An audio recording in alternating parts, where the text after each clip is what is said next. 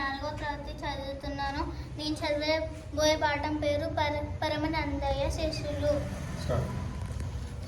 పరమానందయ్యకు 12 మంది శిష్యులు. ఒకరోజు ఆ శిష్యులందరూ పక్క ఊరికి పోవాల్సి వచ్చింది. తిరిగి ప్రయాణం అయ్యేసరికి చాలా చీకటి పడ్డది. ఆ ప్రయాణంలో ఒక వాగు దాటాల్సి వచ్చింది.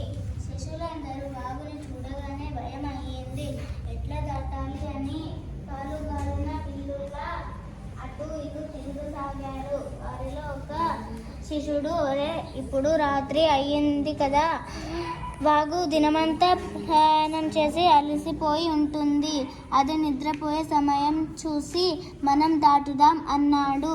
మరి వాగు నిద్రపోతుందో లేదో ఎట్లా తెలుస్తుంది అని ఇంకొక శిష్యుడు అన్నాడు.